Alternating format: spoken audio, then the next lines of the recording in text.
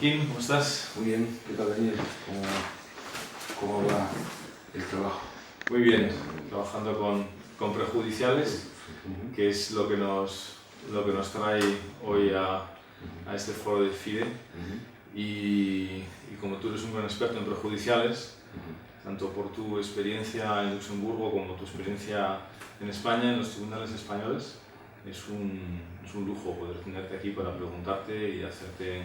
algunas reflexiones generales y compartirlas contigo sobre el proceso prejudicial, que es un procedimiento aparentemente sencillo, pero que está plagado de minas escondidas, que plantea muchos retos, pero que al mismo tiempo es enormemente importante para vosotros en los tribunales, pero también para los que trabajamos como abogados o que nos dedicamos al estudio del derecho de la Unión. Y yo, como primera pregunta, te quería muy directamente plantear, tú como magistrado nacional y además magistrado de un Tribunal Supremo de la Unión Europea, ¿tú qué ventajas ves al proceso prejudicial como magistrado a la hora de enfrentarte a un asunto y iniciar el proceso de reflexión, redacción, deliberación de una sentencia? Bien,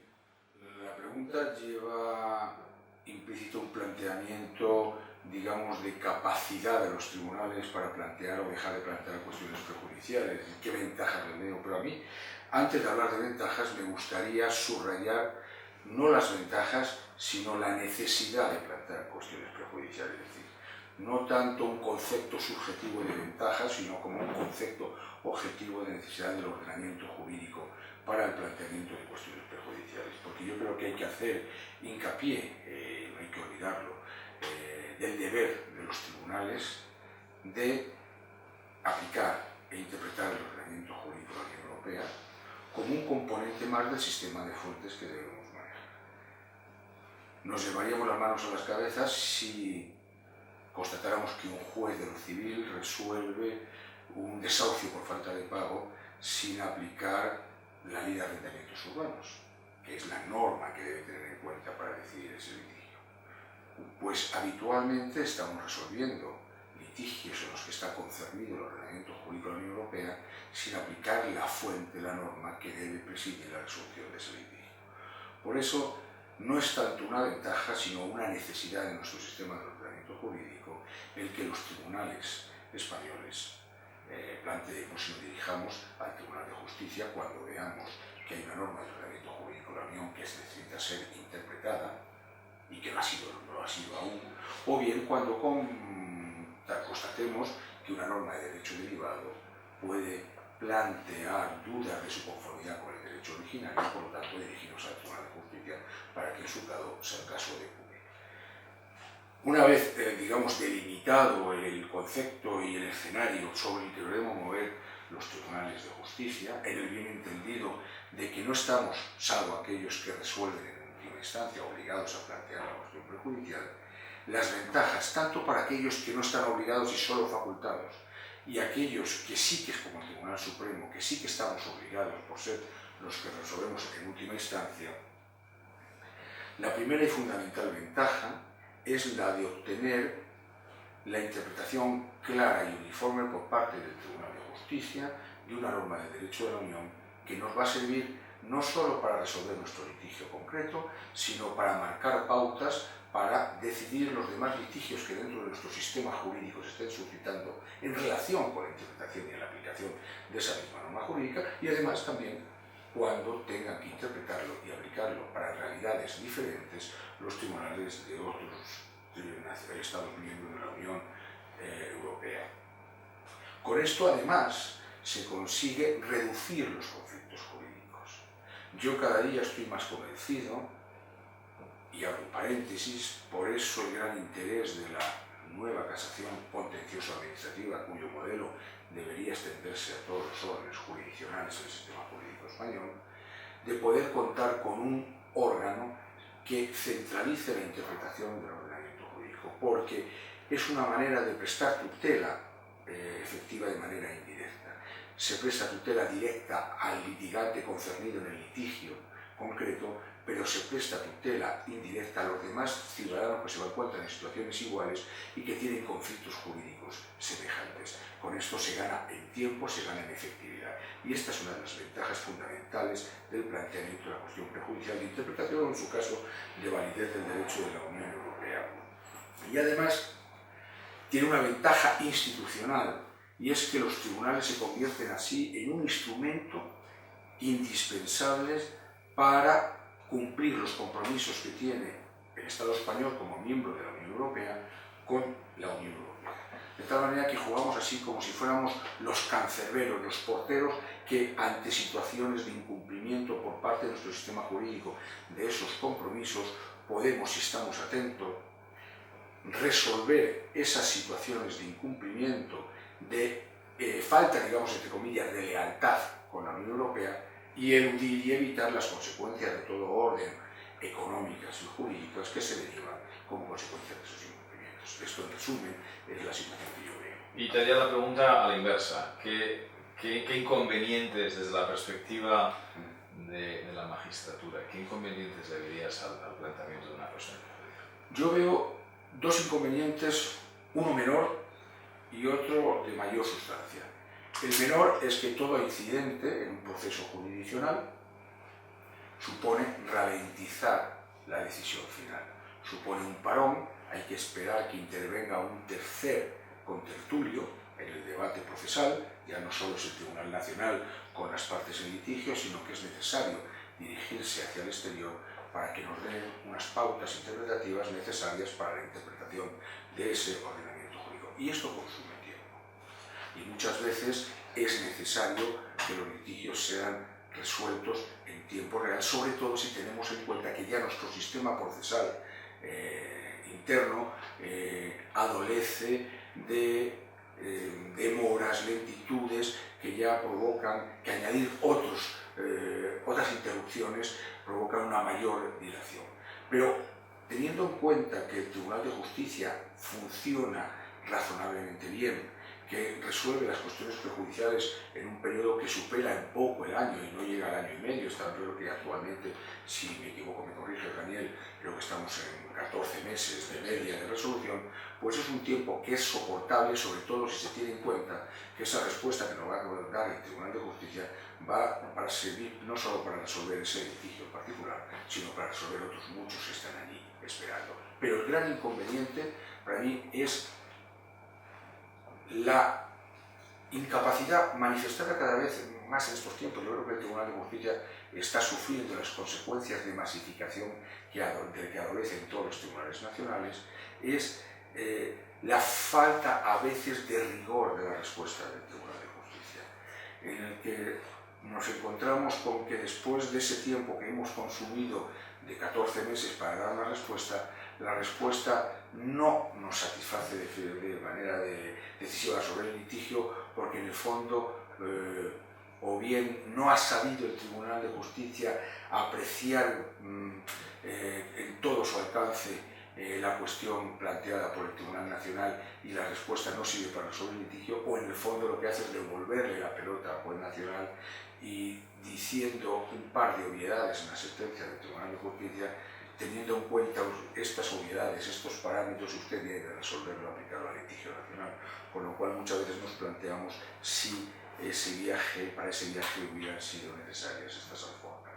Y finalmente, yo creo que uno de los más inconvenientes es cuando el Tribunal de Justicia va más allá de donde debe ir y a veces se convierte no solo en juez de interpretación del ordenamiento jurídico de la Unión Europea, sino que interpreta a veces de manera indirecta el ordenamiento jurídico interno, y a veces funciona, como en el caso de los principios de efectividad y equivalencia y los plazos para el ejercicio de acciones, a veces se comporta incluso como legislador nacional, fijando los plazos en que deben ser necesarios para que se satisfaga el principio de equivalencia y de efectividad en relación con los derechos reconocidos por el ordenamiento jurídico de la Unión Europea. Estos excesos del Tribunal de Justicia, que no eran normales, pero cada vez yo creo que se va produciendo como consecuencia de que no les da tiempo a reflexionar adecuadamente y con la calma que se necesita para decidir en todos los casos, pues son para nosotros los poderes nacionales verdaderamente desalentados. Yo le quería preguntar no tanto sobre el Tribunal de Justicia ahora, pero por las partes, en los litigios nacionales y en concreto por los abogados. ¿Tú crees que la manera, porque yo tengo la impresión de que la manera en que se le enfoca un asunto a un tribunal es determinante para que posteriormente se pueda plantear una cuestión prejudicial, pueda haber una sentencia prejudicial útil? ¿Tú crees que en la práctica judicial española los abogados españoles, por tu experiencia enfrentándote a escritos, han desarrollado esas habilidades suficientes para enfrentarse o para facilitar que el juez español, como juez de la Unión, se pueda enfrentar al proceso prejudicial, las preguntas que tengan que plantear a Luxemburgo, etcétera? Ese auxilio del abogado, que es un auxilio, a fin de cuentas, para los tribunales, ¿tú crees que está ahí en el caso del derecho de la Unión? Con carácter general, mi opinión es que me temo que no. Con habitualidad nos encontramos con asuntos en los que manifiestamente está implicado el ordenamiento jurídico de la Unión Europea y ninguna de las partes lo suscita, y nos encontramos nosotros con la tesitura de plantear o no estas cuestiones de oficio. Otras veces ocurre que los abogados en las primeras instancias o las apelaciones se han olvidado absolutamente del componente del ordenamiento jurídico de la Unión Europea, han dado una dimensión estrictamente interna al debate. El tribunal de instancia tampoco ha sabido apreciar el alcance de la cuestión, y cuando nos llega a nosotros al Tribunal Supremo en casación constatamos esa trascendencia transnacional, la presencia del ordenamiento jurídico de la Unión Europea como norma decidente para la resolución del litigio, pero nos encontramos con las limitaciones propias de un instrumento procesal como es el recurso de casación y las facultades de oficio de un tribunal en casación. Esto podría hablar con carácter general en todas las jurisdicciones. Sin embargo, creo que se está produciendo un cambio positivo en dos aspectos, en dos supuestos particulares, o en dos ámbitos particulares. Uno fundamentalmente es en el ámbito del derecho social, del derecho laboral, en el que los abogados últimamente son muy activos en el ejercicio o en la alegación e invocación del ordenamiento jurídico de la Unión Europea.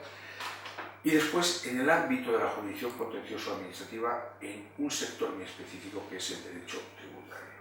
en el que, por razones obvias, la armonización fiscal de los impuestos indirectos, la incidencia ante los principios de libertades básicas de circulación sobre la tributación directa y la gran especialización por los despachos de abogados en materia tributaria están llevando como consecuencia a que se planteen con mayor rigor y con mayor implicación cuestiones del derecho de la Unión Europea. No tengo que mencionar todas las cuestiones relativas con la imposición medioambiental, con la circulación de capitales en el ámbito del derecho financiero y tributario, con las condiciones laborales de las mujeres en el ámbito de directivas sobre la igualdad de sexo, en las condiciones laborales, fundamentalmente en las retributivas, pero no solo en las retributivas. Y después hay un ámbito singular en el que está en la mesa y está en los medios, que es en el ámbito del derecho civil y del derecho de protección del consumo. Pero creo que este es un ámbito muy singular que hay que tratar aparte, porque me da la impresión,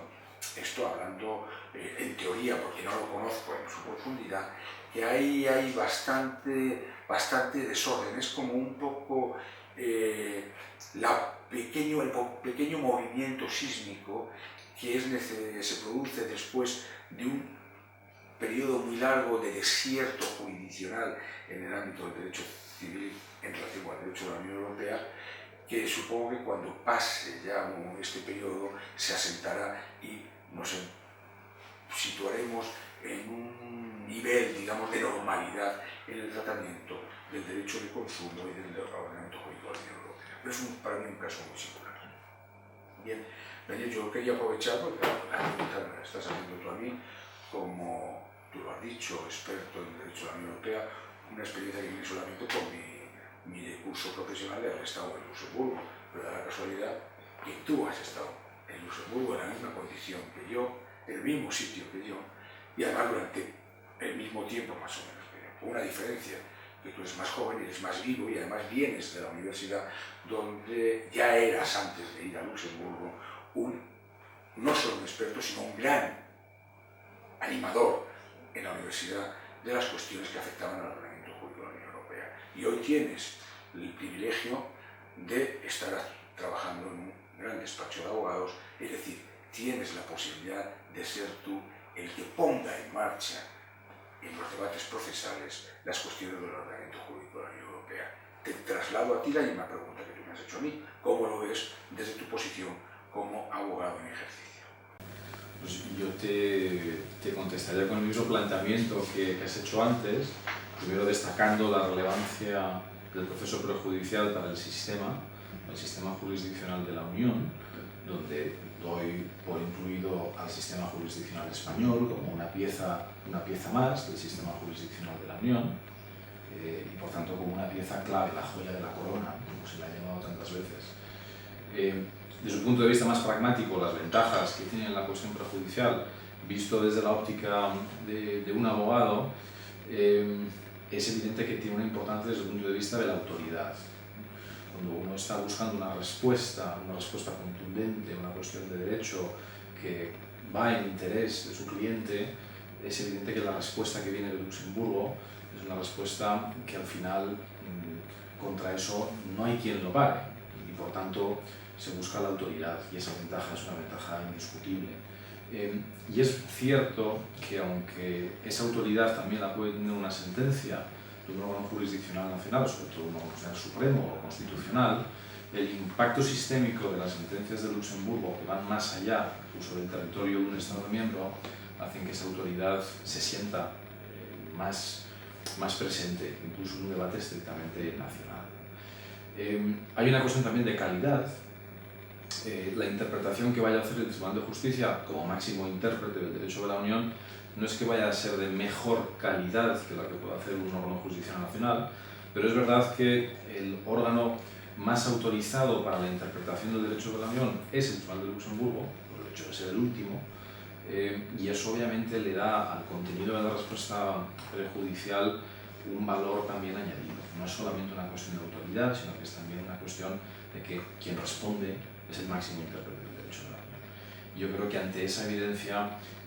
toda la comunidad jurídica nacional, empezando por los abogados, seguidos por notarios, registradores, funcionarios de la administración y los tribunales de un Estado miembro, se acaban rindiendo a esa interpretación que es de Luxemburgo. Y eso también tiene un gran valor añadido. Hay un caso particular, que es el caso de las prejudiciales de validez. La cuestión prejudicial le permite a las partes poder recurrir la validez de actos de la Unión que generalmente no puede en un recurso directo, en un recurso de anulación, sobre todo cuando se trata de normas generales. Es muy difícil recurrir actos legislativos de la Unión, pero cada vez son más frecuentes los actos no legislativos de la Unión, los reglamentos delegados, los reglamentos de ejecución, ahora tenemos incluso directivas delegadas y de ejecución, tenemos ahí toda una jungla de actos generales normativos de la Unión que una empresa o un particular no puede recurrir en un recurso de anulación ante el Tribunal General y lo único que le queda es la cuestión prejudicial de validez, como tú bien conoces de tu época en la que se discutió el asunto de pequeños agricultores en Luxemburgo, que al final dejó sobre los hombros del juez nacional toda la responsabilidad de cerrar el sistema de recursos para que los particulares puedan tener un control de validez de actos vía la cuestión prejudicial. Eso tiene un enorme valor añadido para las partes, evidentemente. Y lo último que destacaría como ventaja pues es el hecho de que también permite, y esto sé que no os gusta tanto en los tribunales supremos, pero permite en ocasiones una segunda vuelta, una segunda revisión jurisdiccional, incluso cuando ha habido una resolución de un tribunal supremo. Y eso evidentemente, aunque siempre que se haga de una manera limitada y dentro de los parámetros que permite el derecho de la Unión, porque es verdad que todos los casos de abuso, y yo creo que el tribunal cada vez es más consciente cuando tiene delante un caso de abuso y de instrumentalización de la cuestión prejudicial, pero utilizada de forma correcta también es una herramienta de muchísima utilidad cuando las partes creen que una vez ya dictada una sentencia de un Supremo el debate ha terminado, y a lo mejor no ha terminado del todo gracias a la cuestión judicial. ¿Y aprecias un cambio positivo de la actitud o de la receptividad de los órganos jurisdiccionales españoles, cualquiera que sea el nivel en que nos estamos hablando, en relación con las cuestiones que afectan o de interpretación del derecho de la Unión Europea? Y hemos hablado en el pasado de, de los jueces autistas y de los outsiders, ¿no? Estamos ahora buscando un punto de equilibrio, o sigue habiendo jueces que viven de espaldas al derecho de la Unión Europea y otros que se tiran a la piscina por sí e interpretan el derecho de la Unión Europea sin encomendarse a Dios ni al diablo. Yo la impresión que tengo, por lo que he vivido personalmente en mi experiencia profesional y como observador, como lector de sentencias también, y en mi condición de académico también he estudiado la aplicación judicial en España en el derecho de la Unión, he tenido ocasión de leer bastantes resoluciones judiciales españolas. La impresión que yo tengo es que en general hay mucha reticencia en los jueces españoles, jueces y magistrados,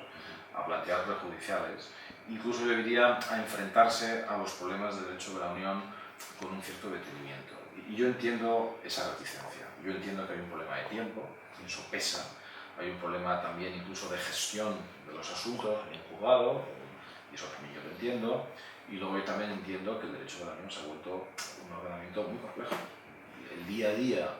de un magistrado en España es un día a día medianamente controlado en cuanto a los asuntos, las materias. Obviamente siempre hay nuevos problemas que resolver, pero digamos que hay un cierto control del derecho. Cuando irrumpe el derecho de la Unión, a veces irrumpe con todas sus complejidades, y eso yo puedo entender que desincentiva un poco afrontar estos asuntos con todo el tiempo que quizás merecen, pero a la vista de los medios de que disponen los tribunales, yo creo que esa es la razón por la que hay una cierta reticencia. Ahora, lo que también se observa es que en los últimos años ha habido una gran explosión, pero creo que es una explosión muy controlada. Creo que está muy localizada, como decías antes, en asuntos de consumo y del ámbito laboral. En los restantes órdenes jurisdiccionales, digamos que con una ligera excepción, yo creo que en la práctica del Tribunal Supremo en el orden contencioso administrativo, donde ha habido una mayor intensificación del diálogo jurisdiccional, pero hay la Sala Tercera del Supremo. En los demás órdenes se sigue viendo una cierta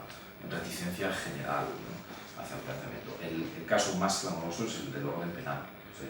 El orden penal, que también se entiende por las circunstancias de cada asunto, por el impacto de la resolución penal sobre la vida de las personas. También se entiende que en esos momentos el tiempo, hay una serie de circunstancias que pesan mucho en la decisión del juez penal, pero ese es el caso más clamoroso yo no diría de desinterés, pero sí de desafección hacia el planteamiento de prejudiciales, y somos un país, España en concreto, donde en el ámbito penal hemos planteado un número muy reducido, enormemente reducido de prejudiciales, cuando además hemos sido un país impulsor de muchas de las iniciativas legislativas que hoy rigen la cooperación judicial penal. Oye, ¿y cómo vives tú, en tu condición de abogado en ejercicio, esa representación en doble acto? Es decir, la necesidad de convencer al juez nacional de que plantee la cuestión prejudicial, de que se detenga, de que examine con detenimiento la cuestión, que elabore un auto, que dirija las preguntas al Tribunal de Justicia, y una vez conseguido, digamos, ese objetivo intermedio, o que es mediato, digamos, para llegar a la meta, cómo se vive como abogado la tramitación de la cuestión prejudicial ante el Tribunal de Justicia de la Unión Europea, qué diferencias ves entre el impulso o el trámite procesal en un momento y el trámite procesal en el otro, la actitud psicológica de los órganos jurisdiccionales e incluso la actitud personal de los miembros de los distintos tribunales, Tribunal de Justicia de la Unión Europea y juez o Tribunal Nacional que se dirige al Tribunal de Luxemburgo. Son dos mundos muy distintos. Es verdad que son, aunque el caso es el mismo, son dos procedimientos enormemente diferentes. Hasta el punto de que generalmente, no es que sea muy frecuente, pero hay en algunos casos incluso hay abogados diferentes que se encargan de la representación y defensa en la primera fase, por así llamarlo, la fase nacional, y luego en la segunda fase, en la fase prejudicial. Yo creo que en la primera fase, en la fase de los tribunales nacionales, las partes lo que pueden hacer generalmente es pedir y cruzar los dedos, porque como hablábamos antes, la reticencia es muy grande y no hay, yo creo que no podemos hablar de probabilidades de planteamiento, no podemos, es imposible predecirlo. Las probabilidades son pequeñas de que se plantee una prejudicial. Lo que sucede es que desde el momento en que el tribunal da traslado a las partes de su intención de plantear una cuestión prejudicial, ahí la dinámica es muy distinta. Y eso es una peculiaridad del derecho español, bastante extendida, pero hay estados que no lo tienen. En España los tribunales dan traslado a las partes de su intención de planteamiento de la prejudicial, y esa fase yo creo que para las partes es donde realmente comienza la fase nacional. El pedir la prejudicial es algo que a veces ya es hasta casi rutinario, asumiendo que... Pero una vez que ya llega ese escrito del tribunal, es cuando empieza realmente la fase nacional. Yo por mi experiencia, los tribunales españoles son más o menos receptivos a las observaciones que puedan hacer, las alegaciones que hacen las partes en ese momento. Incluso yo he visto casos en los que se ha propuesto al tribunal incluir preguntas adicionales y el tribunal las ha hecho suyas. Yo creo que esto es una práctica excepcional, pero en ocasiones puede incluso suceder. Por tanto, yo animaría a los abogados que ya están en ese momento a echar toda la carne en el asador, porque en ese momento sí que realmente se puede entablar una discusión, pero luego no jurisdiccional, sobre la conveniencia e inconveniencia de una pregunta a la otra, una nueva formulación. Yo sí he hecho en falta que no siempre los tribunales nacionales proponen un borrador de pregunta. A veces lo que hacen los tribunales es explicar más o menos el sentido de la pregunta que van a hacer. Y eso deja a los abogados en una posición un poco incómoda, porque al final la pregunta tal y como esté hecha es crucial. Por mucho que te expliquen cómo puede ser la pregunta, el no ver la pregunta en la redacción y el enunciado de la pregunta limita mucho la capacidad de, no diría de influencia, pero sí la capacidad de intervención del abogado para ser útil en el futuro planteamiento de la prejudicial. Pero ese trámite, que además ahora está reconocido legalmente, después de la última reforma de la ley prejudicial, yo creo que tiene una gran utilidad. Ahora, la segunda fase de la prejudicial, ya la que se lleva a cabo por los tribunales de Luxemburgo, es un cambio absolutamente radical. Para empezar, porque uno no es parte. A mí la primera de muchas broncas que me echó nuestro entonces jefe de Luxemburgo, Adamo Ruiz Jarabo, fue cuando un día hablé de las partes de un proceso prejudicial en el Tribunal de Justicia, y él me recordó, con razón, que no hay partes en el proceso prejudicial, son intervinientes. Las partes del proceso prejudicial en el proceso principal luego son simplemente intervinientes en el proceso prejudicial y por tanto apenas en contradicción, todo el proceso es muy distinto. Y eso ya lo cambia todo. Por tanto, en ocasiones la dinámica prejudicial para las partes en el proceso prejudicial, si no tienen experiencia en el proceso prejudicial, les puede dar alguna que otra sorpresa. Por ejemplo, el hecho de que hay un único trámite de observaciones escritas, donde todo el mundo va al mismo tiempo a ese trámite de observaciones escritas, que dificulta bastante la contradicción, que hace que la contradicción prácticamente solo se pueda mantener yendo a la vista, donde se puede responder los argumentos de otros intervinientes en el proceso prejudicial, a veces con vista, a veces hay intervinientes que no acuden a la vista. Al final es un proceso en el que pesa mucho la cooperación entre tribunales, donde se observa que no es un proceso para las partes del proceso prejudicial, es un proceso diseñado para el juez nacional. El juez nacional es el gran protagonista de la cuestión prejudicial, incluso en Luxemburgo, incluso cuando no está ahí, porque nunca está ahí el juez nacional. Pero ahí las partes tienen un papel secundario, y esto a veces genera cierta disonancia, porque para la parte no se siente secundaria en el proceso prejudicial, se siente una parte muy importante. Y cuando llega al proceso en Luxemburgo, ve las limitaciones que tiene durante toda la tramitación, a veces sin caer en la cuenta de que efectivamente es una parte secundaria. Y de hecho, tú que has estado en muchas vistas, al igual que yo en Luxemburgo, generalmente el tribunal casi nunca hace preguntas a las partes del proceso principal en las vistas. Las preguntas van casi siempre o al gobierno del Estado miembro afectado, o a la Comisión Europea, o a algún otro Estado miembro que ha intervenido. Es relativamente poco frecuente que haya preguntas para las partes del proceso principal, y ahí se dan cuenta en ese momento no de lo poco que importan, pero sí del protagonismo que tienen otros actores y no ellos. Pero, puesto que me preguntas de esa doble visión que hay, yo te lo haría también a ti, pero desde el punto de vista del tribunal. ¿Cómo percibe el magistrado que tiene delante un asunto y tiene que resolverlo en sede nacional, y luego después, una vez que lo envía a Luxemburgo, digamos que pierde por el momento el control del asunto, es un espectador,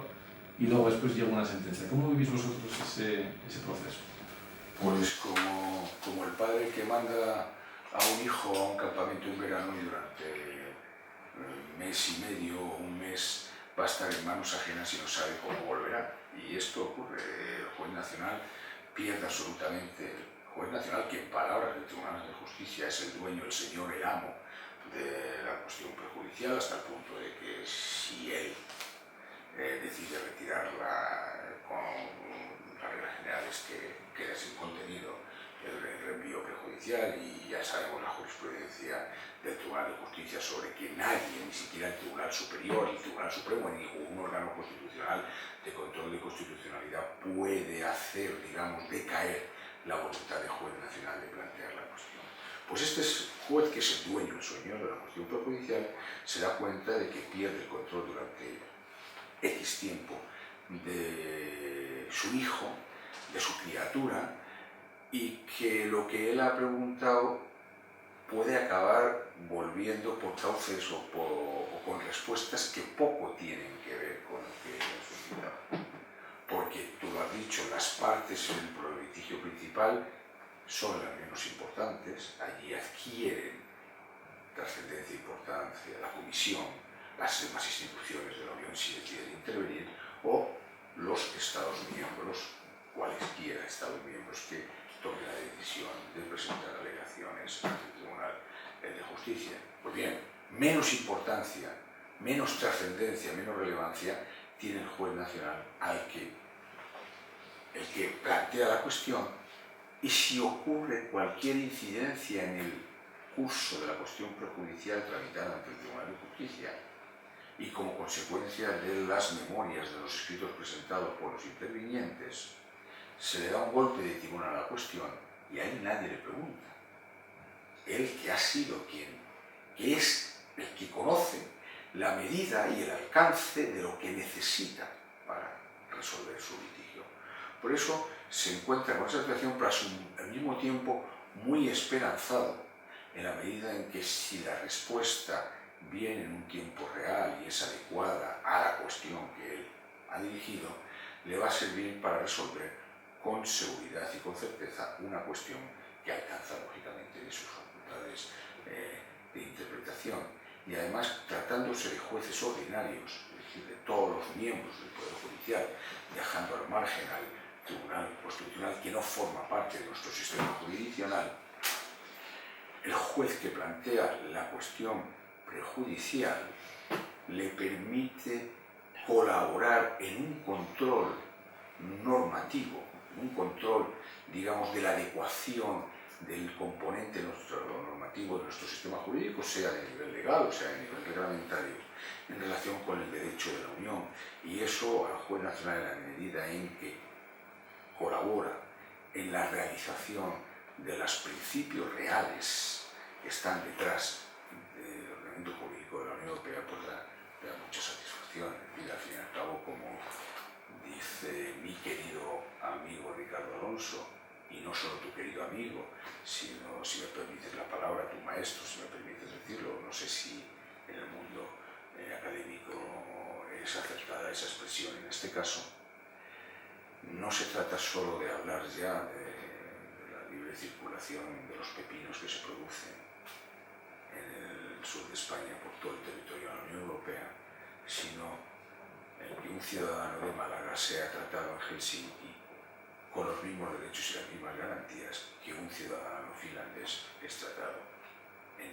esta segunda ciudad. Es, como decía nuestro querido Damaso Ruiz Jarabo, la unión o el mercado común de los derechos fundamentales, de las libertades de los ciudadanos. Y esto al juez nacional le da mucha satisfacción en la medida en que puede colaborar en ese objetivo, que es un objetivo central y básico. Y ahora hablas de satisfacción, y ahora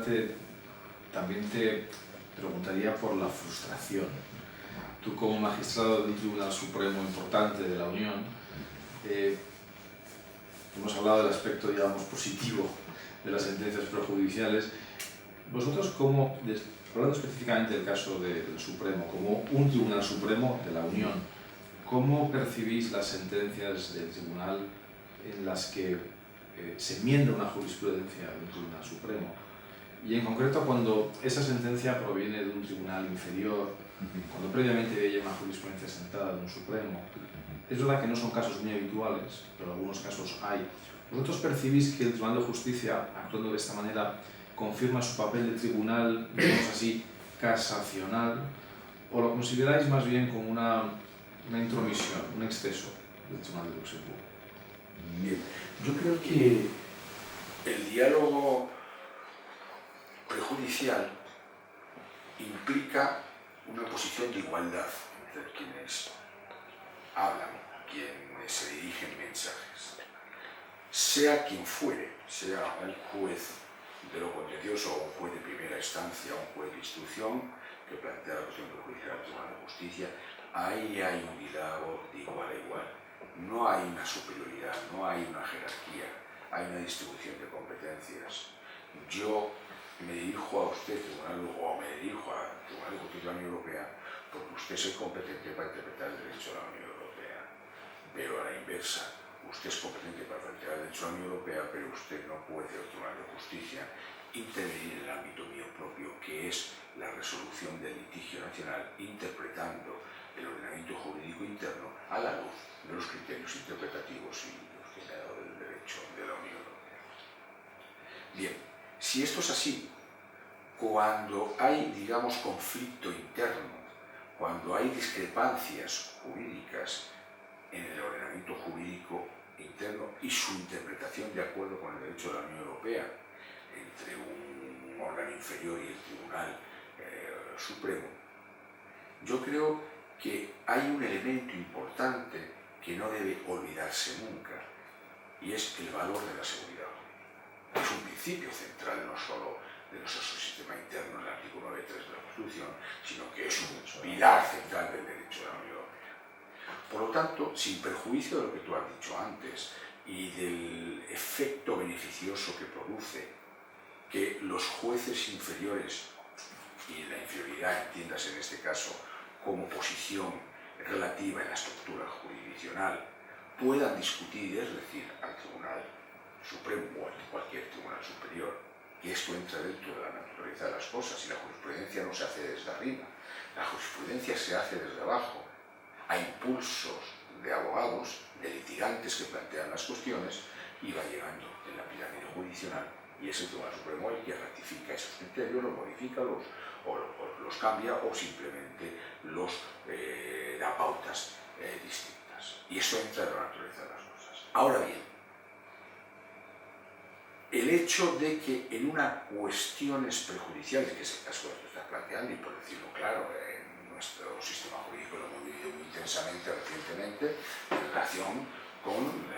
las cláusulas abusivas en contratos de préstamos hipotecarios, en la sala primera de lo civil y los planteamientos de cuestiones prejudiciales por órganos inferiores, por jueces de primera instancia, para preguntarle al Tribunal de Justicia si la jurisprudencia del Tribunal Supremo en un determinado aspecto era conforme con el ordenamiento jurídico de la Unión Europea. En estas situaciones, yo creo que entra dentro de la naturaleza de las cosas, pero el Tribunal de Justicia debe aplicar lo que se llama la pedagogía jurídica. Los tribunales no pueden ser autómatas, sino que deben tener en cuenta la situación relativa de cada órgano jurisdiccional en el sistema interno. Por lo tanto, teniendo en cuenta que el principio de seguridad jurídica es un principio nuclear también del sistema jurídico nacional y del ordenamiento jurídico de la Unión Europea, teniendo en cuenta que no podemos estar, digamos, cada 2 por 3 removiendo los cimientos de la jurisprudencia de manera, digamos, auténtico freelance. El Tribunal de Justicia, sin perjuicio de corregir los defectos o los excesos en que puede incurrir el Tribunal Supremo, debe ser muy prudente y sobre todo habría que pensarse la fórmula en la que cuando un órgano de instancia plantea una cuestión prejudicial para poner en solfa o para corregir una jurisprudencia del Tribunal Supremo, que este Tribunal Supremo tuviera alguna forma de manifestar al Tribunal de Justicia cuál es la posición del sistema jurídico interno. Porque, y tú lo sabes también como yo, la cuestión prejudicial es muy tributaria de la visión que le dé el órgano nacional de los hechos del litigio y del derecho nacional. Y si esa exposición no es cabal,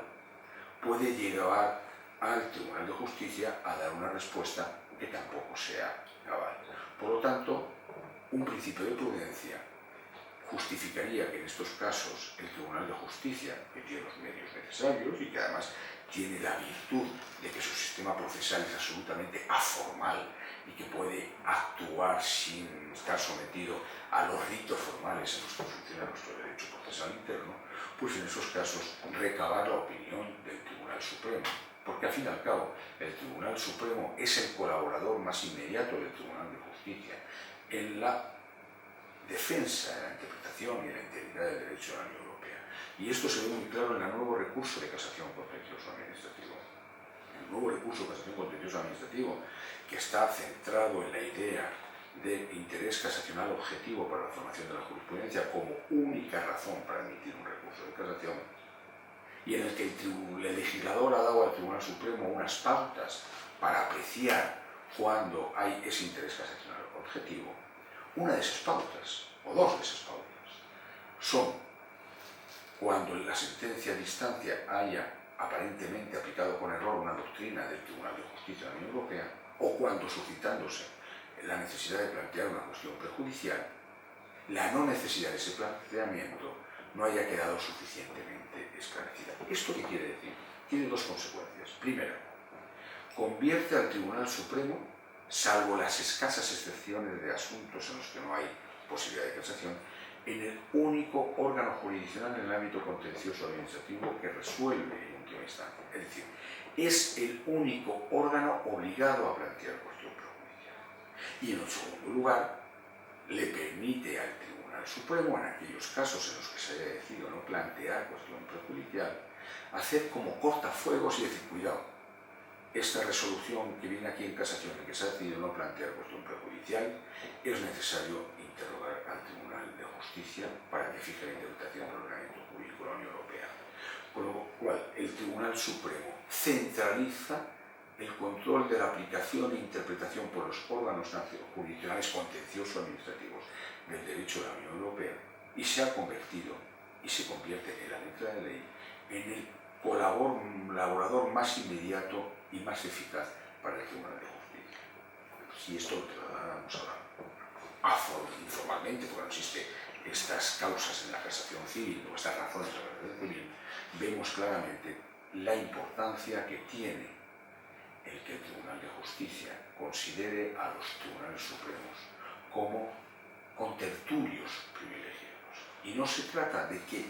se inmiscuyan en un debate en el que son ajenos cuando se plantea una cuestión prejudicial entre un juez de instancia y el Tribunal de Justicia, sino que el Tribunal Supremo, con lealtad institucional en relación con el derecho de la Unión Europea, pueda iluminar al Tribunal Constitucional, al Tribunal de Justicia de la Unión Europea, sobre el alcance de las instituciones de derecho interno que están concernidas, porque al fin y al cabo el Tribunal Supremo es el último intérprete del ordenamiento jurídico interno, al igual que el Tribunal de Justicia es el último intérprete del derecho de la Unión Europea. Pues no es nada extraño que este último intérprete le pregunte a este último intérprete si el planteamiento que le están haciendo de la cuestión prejudicial responde a un cabal entendimiento del derecho interno. Esto es lo que hay, desde el punto de vista, en uno de los aspectos más polémicos en estos últimos tiempos. ¿Y tú crees, Daniel, ahora ya no desde tu perspectiva de abogado, sino de tu perspectiva de académico, que a mí me parece, junto con quien antes he nombrado y unos cuantos más, sois, digamos, la punta de lanza en la Academia del Derecho de la Unión Europea, y tú eres uno de los grandes animadores, no lo voy a ocultar? Por eso me interesa mucho saber tu opinión sobre si aprecias en los últimos tiempos un cambio de actitud del Tribunal de Justicia en relación con la cuestión prejudicial como instrumento, como pieza clave nuclear en la construcción de un ordenamiento jurídico uniforme dentro de la Unión Europea. Sí, hay un cambio, hay una evolución dentro de una trayectoria muy inestable, porque el Tribunal de Justicia es una institución muy estable, que cuando cambia es como un gran crucero, cambia con movimientos muy lentos, muy pausados, pero en la prejudicial hay una evolución hay muchas más perjudiciales a día de hoy. Y por tanto eso ha obligado al tribunal a hacer algunos retoques en el enfoque. Yo esto ya lo percibí internamente en el tribunal, como tú también lo percibiste, y desde fuera también se percibe. Un síntoma claro es la última reforma del reglamento, no tanto una reforma, sino el nuevo reglamento de procedimiento del Tribunal de Justicia, que contiene un capítulo relativo al proceso prejudicial que es muy evidente que pretende darle todo el protagonismo procesal a la cuestión prejudicial.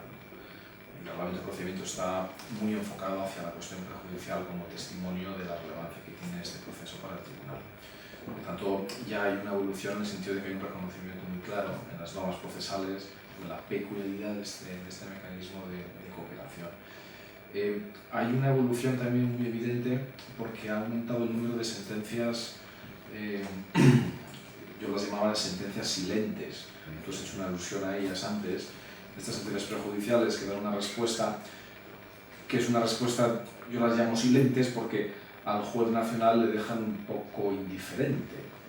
principalmente porque la sentencia lo que hace es depositar sobre los hombros del juez nacional la mayor parte de las cuestiones que en su momento el juez nacional le había enviado a Luxemburgo. Esto está justificado, al menos el tribunal lo justifica, con el argumento de que él no es un tribunal ni de los hechos ni del derecho nacional en el proceso prejudicial. Esto es un poco engañoso, porque cuando quiere el tribunal interpreta el derecho nacional y cuando quiere muchas veces califica hechos, incluso en un proceso prejudicial. Pero digamos que es la excusa formal para no entrometerse en cuestiones que a lo mejor al tribunal no le interesan demasiado.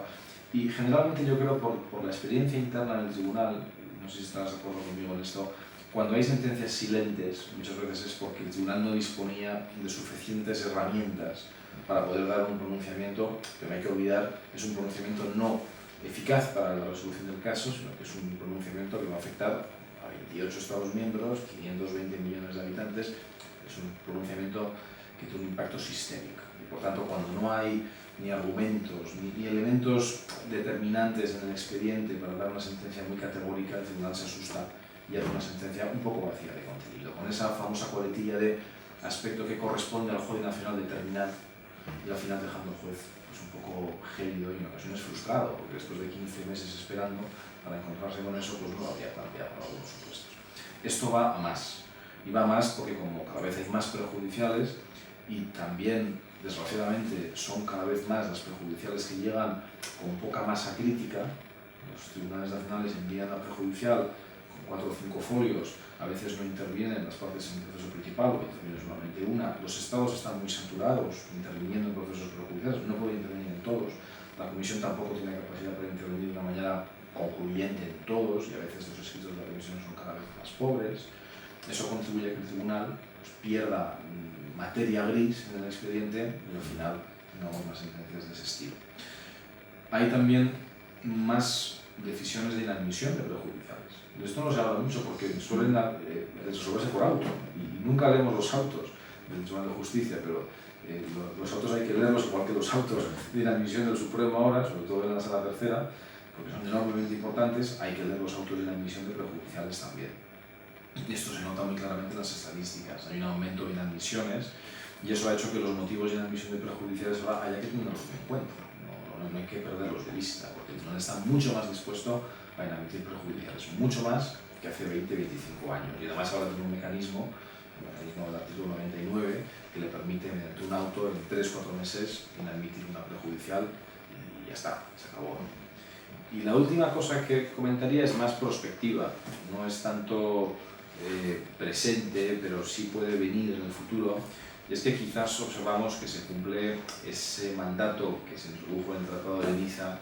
que permitía la transferencia de la competencia prejudicial al Tribunal General en materias determinadas. Yo creo que estamos acercándonos a ese momento en el que esa transferencia muy temida y muy combatida por muchos, incluso dentro del Tribunal de Justicia, se acerque a su momento. Yo creo que en su momento esas conclusiones del abogado general Jacobs, en las que protestaba amargamente porque decía más o menos que pintamos aquí el Tribunal de Justicia decidiendo si una bata con cremallera es una bata o un camisón, ¿Qué hacemos aquí discutiendo sobre estas cuestiones que obviamente tienen relevancia para algún operador económico, pero desde el punto de vista de la jurisprudencia no lo tiene tanto, cuando eso podría resolverlo otro tribunal? Yo creo que esa reflexión es la que va a hacer que en breve el Tribunal General muy posiblemente acabe asumiendo competencias prejudiciales. Y aquí hay que estar un poco atentos a lo que va a publicar el Tribunal de Justicia en breve, en una memoria como consecuencia de la aplicación de la última reforma, por la que se ha ampliado el número de jueces del Tribunal General, donde está obligado el Tribunal, como consecuencia de la reforma, a hacer un análisis sobre esa posible transferencia de competencias prejudiciales. Por tanto, puede que en breve veamos procesos prejudiciales ante el Tribunal General, y eso yo creo que va a cambiar mucho la dinámica prejudicial, porque va a introducir a un segundo actor autorizado en la lectura del derecho de la Unión, que no sabemos si va a tratar las prejudiciales de la misma manera que el Tribunal de Justicia, pero en su momento yo creo que eso sí será un cambio muy sustantivo. Será un cambio tan sustantivo como decía Damaso Ruiz Jarabo, que se corre el riesgo de que el Tribunal General le pase como a Ícaro, que de tanto acercarse al sol se le quemen las alas de Cedais de un tropezón contra el suelo, porque el Tribunal General no esté ni estructural ni conceptualmente diseñado para la interpretación de normas jurídicas. Si tú miras, o bueno, tú lo conoces mejor que yo, el análisis de las sentencias del Tribunal General son sentencias muy de hechos, muy singulares, muy volcada en las circunstancias del caso concreto, y la búsqueda de criterios interpretativos generales, de pautas abstractas en la interpretación del ordenamiento jurídico, pues es bastante complicado. A lo mejor pues se adapta al cambio y el Tribunal General funciona perfectamente. El Tribunal General es un tribunal muy distinto ahora al que era hace 15 años cuando se creó esta facultad de transferir competencias prejudiciales. Cuando tenga 56 magistrados será un tribunal con mucha capacidad de especialización, y yo creo que la transferencia se producirá entre sectores muy concretos, que será el derecho aduanero, propiedad industrial, concretamente marcas europeas, y probablemente en materia de impuestos directos, el IVA. Si se restringe a estas tres áreas, sobre todo a las dos primeras, tiene un componente factual, de análisis factual importante, y donde ya el Tribunal General tiene un cierto expertise, sobre todo en marcas, a lo mejor no hay tanta asimetría entre los dos tribunales, pero todo dependerá evidentemente